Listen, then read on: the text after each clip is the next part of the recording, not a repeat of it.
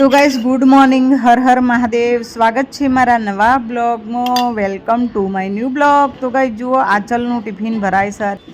Guys મારે બિલકુલ time હોતો નહીં જીમમાં જવાનું જીમમાં જઈ શક્યું એવું નહીં, કારણ કે હું ફેમિલી સંભાળું છું, મારું ઘર સંભાળું છું, પછી મારી નોકરી.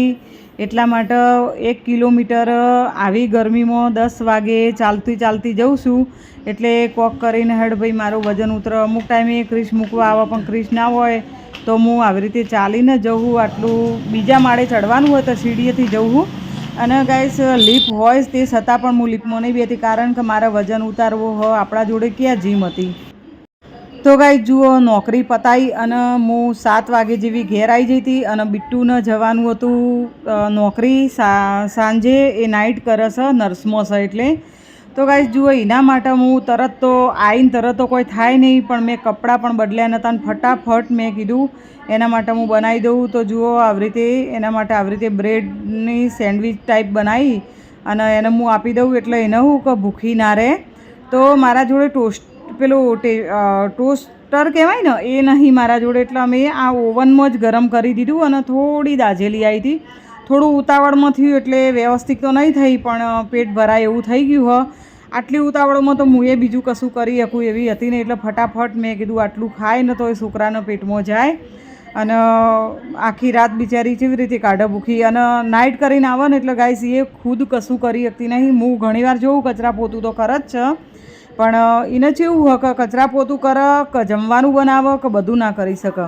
એટલા માટે હું એના આવીને તરત એની પહેલાં તો જમવાની વ્યવસ્થા હું કરી દઉં. પછી પેલા 2 ભાઈબુને હું તો ડાયટિંગ કરું એટલે હું રાતે ખાતી નહીં, એટલે એનું પહેલાં હું આના કરીને પતાવી દઉં, કારણ કે એને ટાઈમસર પહોંચવાનું હોય, પંચિંગ કરવાનું હોય ને, એટલે એને ટાઈમસર પહોંચવું જ પડે. તો જુઓ ફટાફટ ગરમ કરીને બિટ્ટુને ખાવા આપી દીધી. બિચારી છોકરી કે મસ્ત હશે, મસ્ત મમ્મી, બરોબર જ છે. તો એડજસ્ટ બધાને કરવું પડે. જો ફેમિલીમાં બધા નોકરી કરતા હોય એટલે ગાઈસ એવું નહીં કે આ જુઓ ને આ જુઓ ને આ જુઓ ને. અમારા ઘરમાં તો એવું છે જ નહીં. તો ગાઈસ જુઓ, બીજો દિવસ ઉગ્યો, બીજા દિવસની મોર્નિંગનો ટાઈમ છે. તો ગુડ મોર્નિંગ. તો ગાઈસ જુઓ, બીજા દિવસનો ટાઈમમાં મેં અડદની દાળ બનાવી છે. શનિવારનો વ્લોગ આવશે આર્યો એ. તો મેં મસ્ત અડદની દાળ બનાવી છે અને બાજરીના રોટલા ટિફિનમાં લઈ જવાના હતા. અને ગાઈસ બાજુમાં આંચલ બનાવે છે રોટલી. હું મારો ને બિટ્ટુ બેનો રોટલો બનાવું છું. અમને રોટલી નહીં ભાવતી અને ડાયટિંગ માટે સમજો ને કે બધું. અને આંચલ છે, ક્રિશ છે, એને પપ્પા માનસી અમુક ટાઈમે હોય જમા, એટલે એમને જોવો રોટલી. તો એક બાજુ આંચલ જુઓ રોટલી બનાવે છે. અમે તૈયાર કરીને બધું કમ્પ્લીટ કરીને હું મારું ડબલું ભરીને હેડું ટિફિનનું. આંચલ એનું ડબ્બો ભરી લે.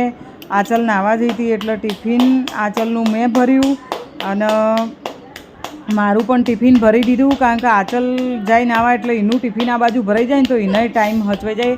આંચલને મારા પછી જવાનું હોય. આંચલને 11 વાગ્યાનો ટાઈમ હોય, મારા 9:30નો હોય.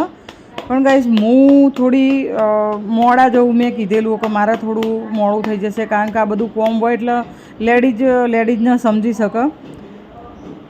અને નાની ઢીંગલી સવારે ઊંઘેલી હોય એટલે ચિંતા નહીં હોતી. તો જુઓ મસ્ત બાજરીના 2 ટિક્કડ બનાવી દીધા મેં તો. અને બિટ્ટુ જુઓ જેવી ઊંઘી એને કશું પેલું એ નહીં. અને આ બાજુ પૂરીએ નાઇટ કરીને આવેલા હોય એટલે ઈયોને બિચારોને જાજુ બતાવી ના ખાય તો એ ઊંઘેલા હોય. અને જુઓ આ બાજુ અમે આંચલને 2 જમવાનું બનાવીએ છીએ. અને જમવાનું બનાવીને અમે 2 પેલોને કશી ખબર જ નહીં હોતી, અમે અમારી રીતે વાખીને જતા રહીએ. તો ગાઈસ જુઓ મસ્ત ચો બાજરીનો રોટલો સરસ બનીને તૈયાર હોય. આ બાજુ ઘઉંની રોટલીઓ બનાવીને ઢોકી અને મૂકીને અમે 2 જતા રહીશું. તો જુઓ આવી રીતે આંચલના ડબ્બામાં ઘી નાખ્યું.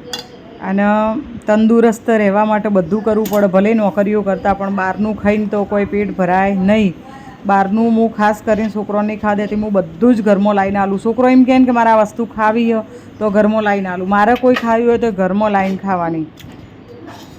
એવું હોટલમાંય ખાવા જઈએ એવું નહીં કે નહીં જતા, પણ ટાઈમે જવાનું. એવું અમુક ટાઈમે નીચે છે અમારે બધું નાસ્તા બાસ્તા બધું મળે, પણ એ ટાઈમે એ અમુક ટાઈમે જ, રોજે રોજ નહીં. એવો ટાઈમ હોવો જો કોઈ દવાખાનું આવ્યું હોય કે એવું બધું હોય ને તો જ. તો ગાઈસ જુઓ ટિફિનો તૈયાર થઈ જશું આ બાજુ. અને આ બાજુ આંચલ તો રોટલી લઈ જાય એટલે આંચલના ડબ્બામાં મેં આવી રીતે રોટલી ભરી છે. તો ગાઈસ જુઓ, આવી રીતે ફેમિલી સાચવું છું, ઘરકામ પણ કરું છું અને મારું ડાયટિંગનું એ થઈ જાય છે અને સ્કિન કેર પણ કરી શકું છું.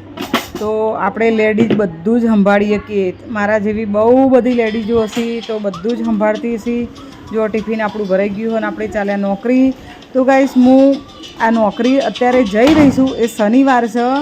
તો આ વળતર જ્યારે હું નોકરી જઈને આવું એ ટાઈમે હું કઈ રીતે ઘરે આવી અને નવું શું બનાવું છું અને હું નવી કઈ રીતે બધું કરું ને એડજસ્ટ કરું. તમે જોજો ફટાફટ આવીને એ તમે જોવાનું ભૂલતા નહીં. એ વ્લોગ બીજામાં આવશે, કાલે આવશે.